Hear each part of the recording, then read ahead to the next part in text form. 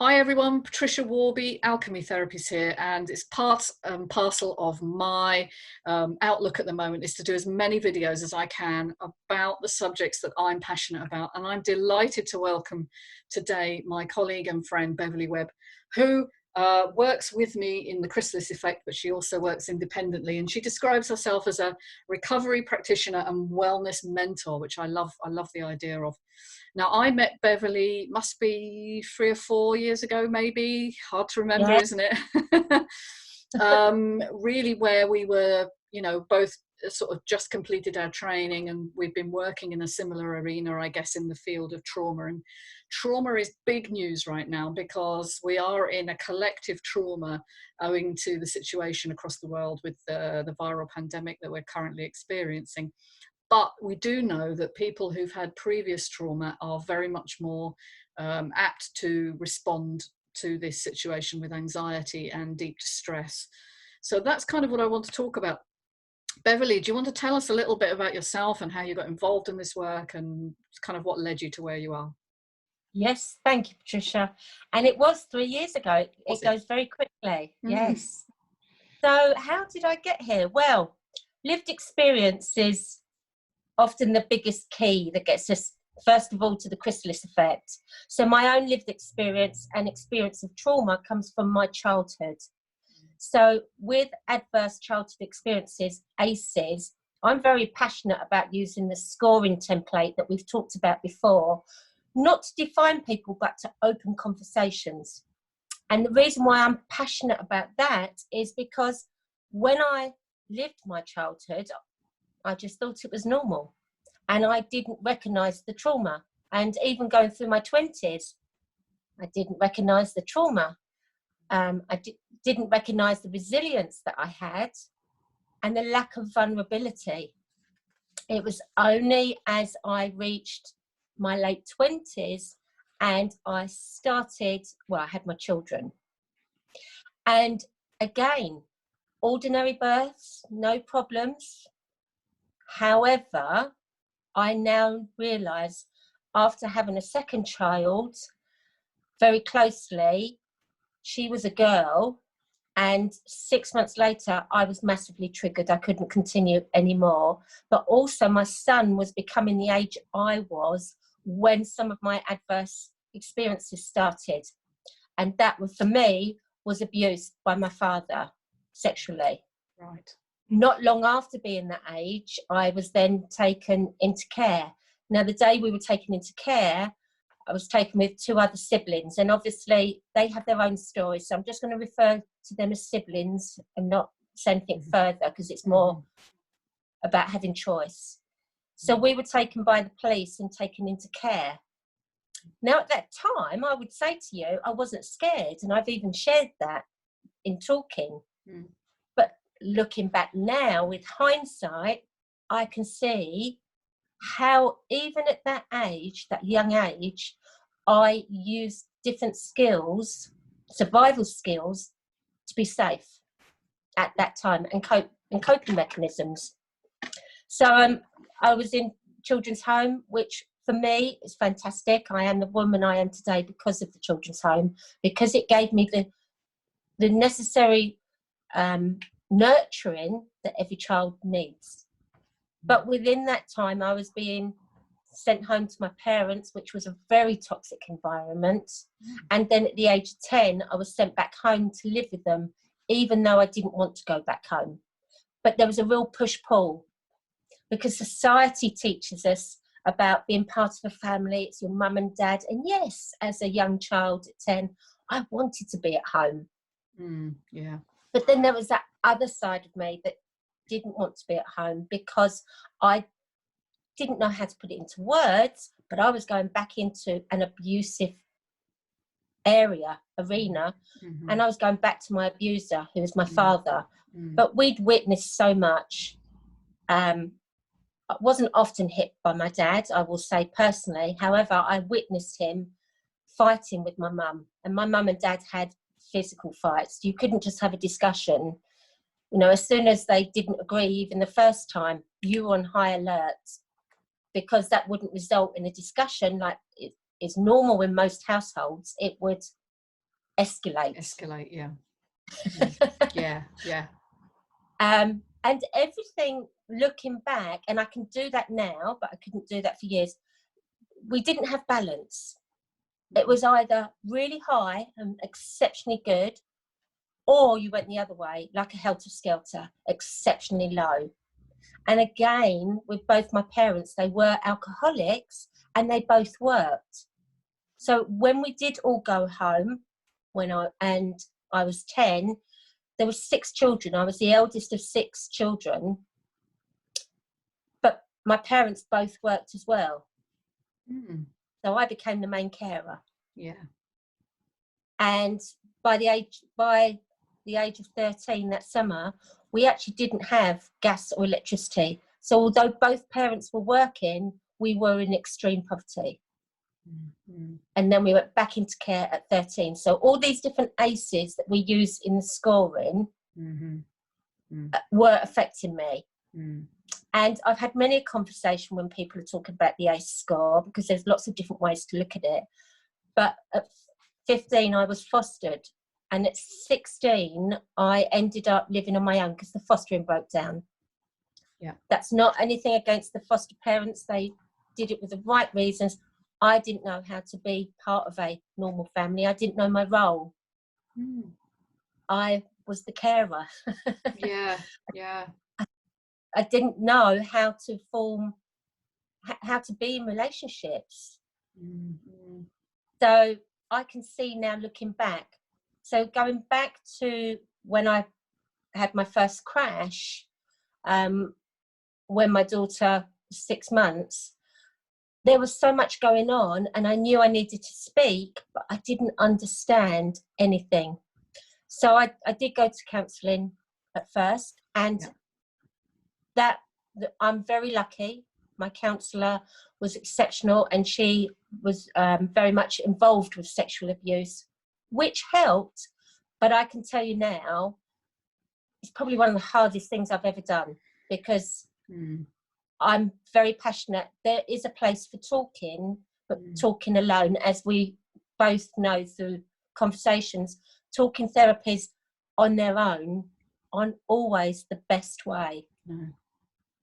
So it's over the years of being ill on different occasions, sometimes being diagnosed as depressed, but not having the knowledge, but knowing that I'm not depressed, I just need some help here. But not having that medical knowledge, who was I to argue? Because I didn't have anything to argue back with. But it wasn't until I had 2 very big businesses that were successful, and sadly they collapsed, and I was overworking. I'd got caught in that cycle of overwork. There was so much overwhelm emotionally. The trauma that I'd been trying to avoid for most of my life had the impact, and when everything collapsed, so did I. And that's when I had my final collapse, and I was so ill, and I was diagnosed as a chronic asthmatic. Now I know through the studies, I follow the expected medical outcomes for somebody with high ACEs.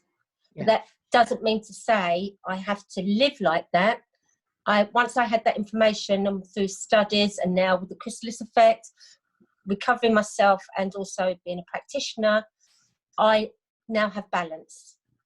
And the biggest, I'd say the biggest recovery tool that I work with myself and with my clients is to achieve more of a balance in everything that we do, so that we're not looking at the highs and the extreme lows.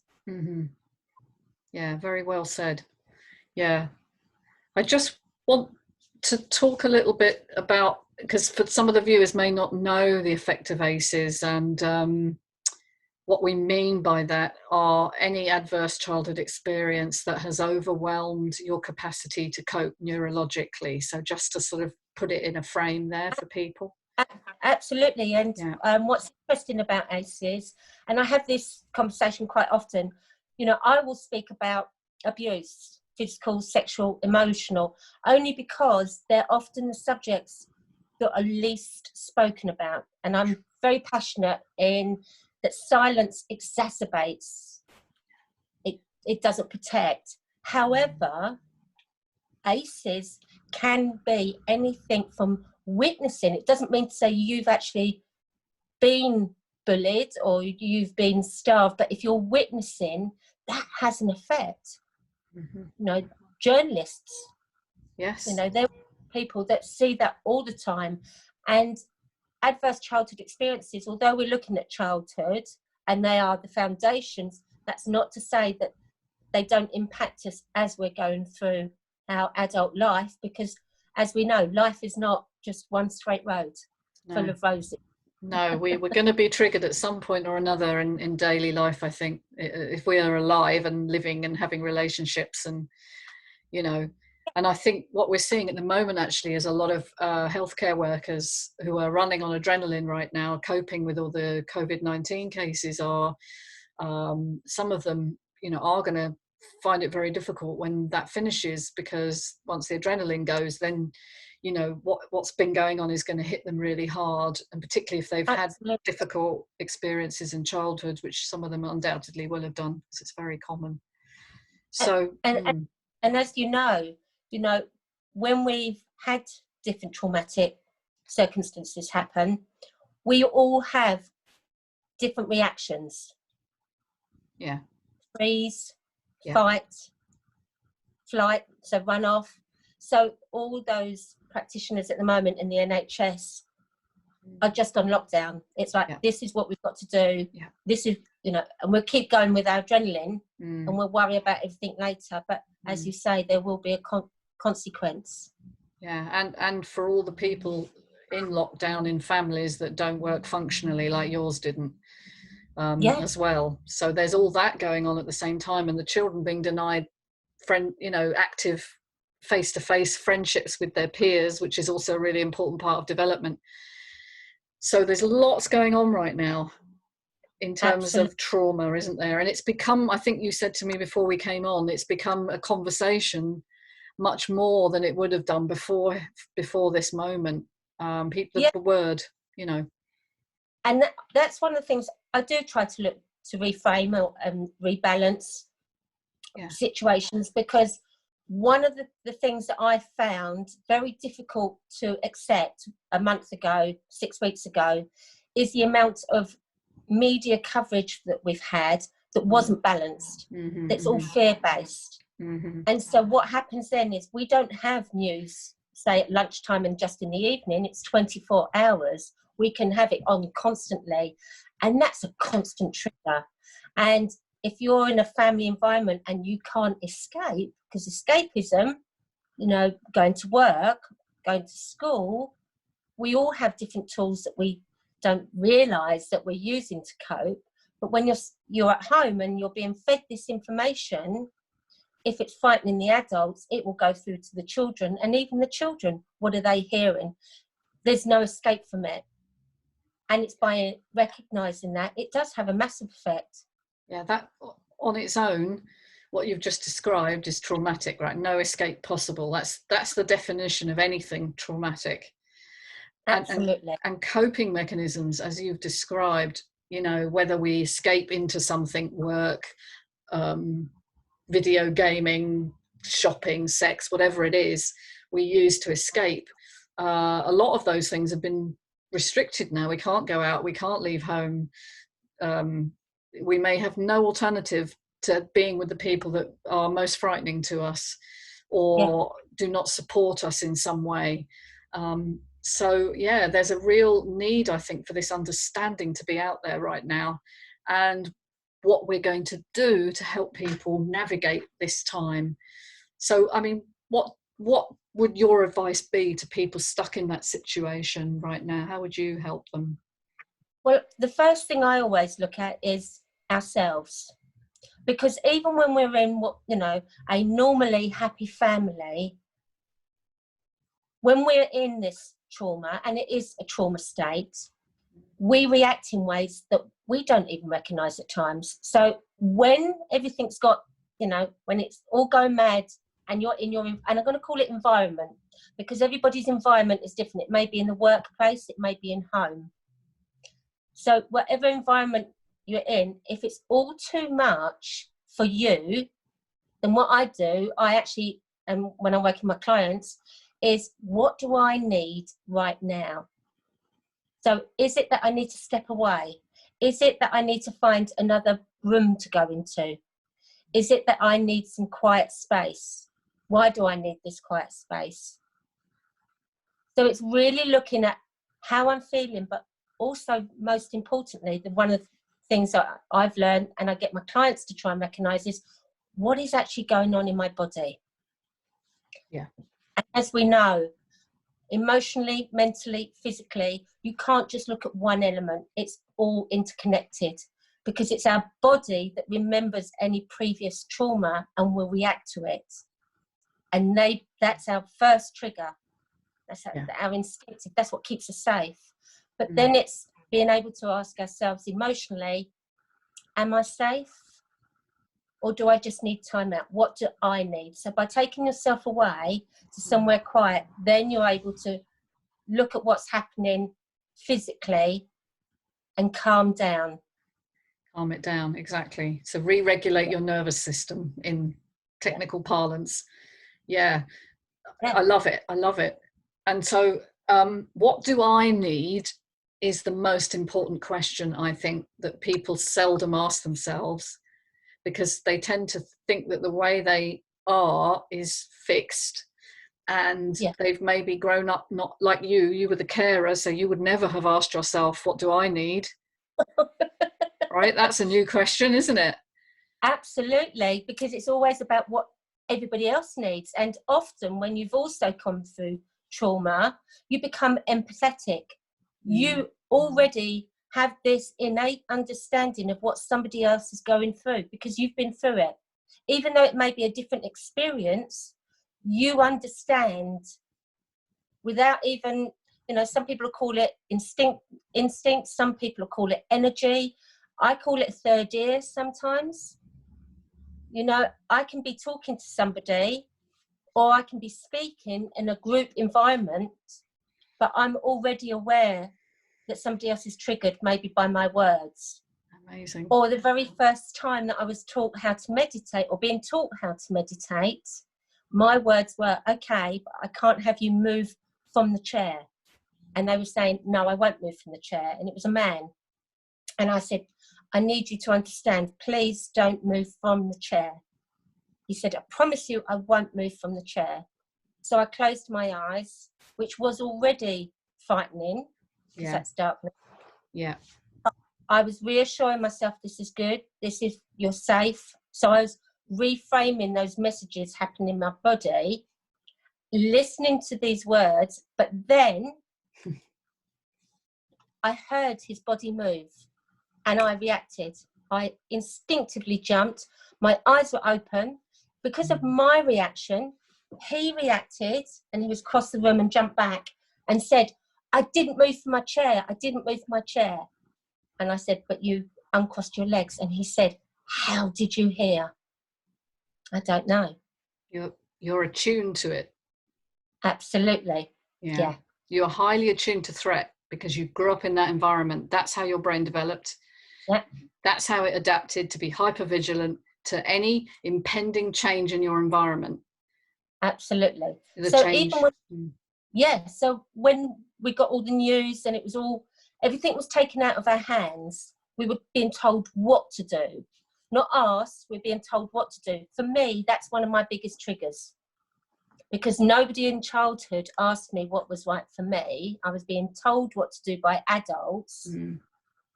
And now I'm being told what to do. And then I've got the news on that I feel my body going into trauma. And when I say trauma, I was restless, I was angry, I was frustrated, I had this need to want to shout. So then that's when I get like that. It was like, what do you need? And I don't need to hear a news that is constantly telling me bad things. It's unbiased, it's unbalanced. Yes, it's feeding fear, isn't it?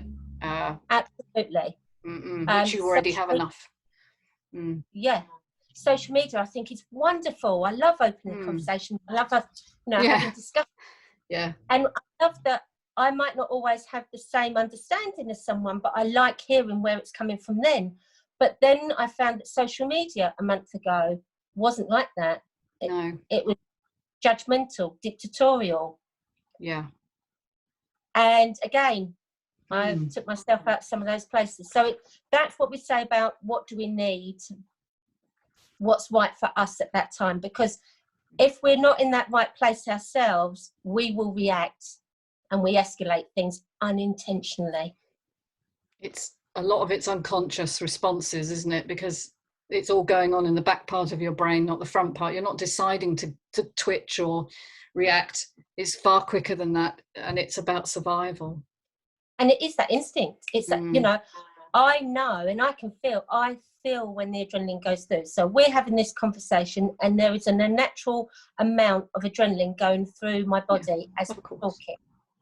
So when I come off, I already know what I will do when I come off to bring that adrenaline down. Yes. But I'm aware of that. But if I wasn't, or I felt threatened, I know I would react. Yeah, of course. Because it would be involuntary. It would just be a reaction. Hence, some people become aggressive. Yes. You know, it's in their behaviour. It's not that they're nasty people. It's their behaviour. They're trying to find the words. They're reacting in the only way they know how to stay safe. They're defending themselves. Really interesting you said that, because I think I was going to say, that's a conditioned response, but you also tied in the fact that in social media we've seen a lot of shaming, haven't we? And I think a lot of that comes from, as you said, to keep safe yourself, you have to offload onto someone else and make them feel small. And so you can say, you know, I think that's disgusting or terrible, or how dare you, or whatever. And what you're doing is you're sort of diverting attention from your own bad feelings by sort of coming down hard on someone else and being really judgmental. We're seeing a lot of that. And also being part of a community. You know, we're human beings. Community is important to us, and we feel safer in bigger communities sometimes. So if that community is scared and they're all saying, and they're all keeping safe, but they're all putting onto everybody else, you want to be part of that community. Yes, you do. Because you want to stay safe. That's my tribe. That's the tribal instinct. Yes. Safety in numbers. Beautiful. But actually, you know, that's when I come back to that word balance. No, and I'm going to get very passionate here. I believe that now I want to hear a bit more balance. I want to be reflective of what's going on with the virus, etc. Because that virus will never go now. It's going to be part of our everyday life. I'm starting to hear stories about, when we get the vaccine, I'll be able to leave the house. Well, that's okay, but there are things we can do today and look after ourselves before the vaccine is even available that will make us safer. I think we need to be a bit more proactive than that, to simply wait for something that we have no control over and is in control of the large corporations, when we can take charge now of our body's immunity by looking at our own lifestyle, our own thoughts, our own relationships, all the things that we can do to strengthen ourselves, and also to kind of connect with people who have a more positive outlook about what's going on right now, and that this is our moment. This is our moment to make a big change from what we have been doing to what we need to be doing to live well on this earth. And I know this isn't going to be a political discussion, and I don't want to go there today. We may do another one on that. We need to find the joy as well, and the connection with each other that does not rely on that tribal instinct to belong, and actually allows, as you say, for a bit of critical thinking, you know, about where we are and what we can do. Now I'm conscious, because it's counting down, we've got about 7 minutes, so just final words from you on you know, what can people do then to kind of bring themselves back into balance, apart from noticing what they need and acting on that? I always like to say about having your toolbox, and that toolbox has mental and physical tools in it. So even if you find a bag or a box, no, I've got a box in the kitchen. It's got my creative writing things in it and my pens and papers. So because I get a better light of an evening in the kitchen, rather than sitting watching TV, I might think, do you know what, tonight I want to put music on and do some colouring because I need to do that. Another way for me is breathing. I've been doing lots of yoga. I do a lot of breathing because as we get anxious, we don't breathe so much. And the biggest thing we need to keep well is to breathe properly for the oxygen for our body, as you know. Yes. But also mentally, I'm preparing. I'm diagnosed as a chronic asthmatic and I manage my asthma very well. But I want to make sure my lungs are extra robust. Healthy. Yes. So that I'm protecting myself and I'm reassuring myself subconsciously I'm doing what I can do. And that's just two things without the food, etc. and the other things that I can be doing and do. Fantastic. Well, I'm sure your journey has been so inspiring, and I think, you know, anybody that works with you must pick up on where you've come from to be able to kind of not just survive but to thrive, you know, to find meaning and joy in your current life. If people want to get in touch with you, Beverly, how would they do that? Well, there's several ways. On Facebook I have a private page and it's Beverly Web, and I keep that open. Come in. From a professional point of view, Step Forward Coaching is my business, independent business, although I'm accredited with the Chrysalis Effect, as you are, Patricia. So it's Step Forward Coaching. So I have my website. I'm on Instagram, Twitter, LinkedIn as Beverly Web, and Facebook. So if anybody's got any questions, happy to answer them. Oh, and YouTube, just starting. Hey, so you're everywhere. You're on all the media platforms, soon be dominating the world. That's great. We need a few more women in positions of power. Would you agree?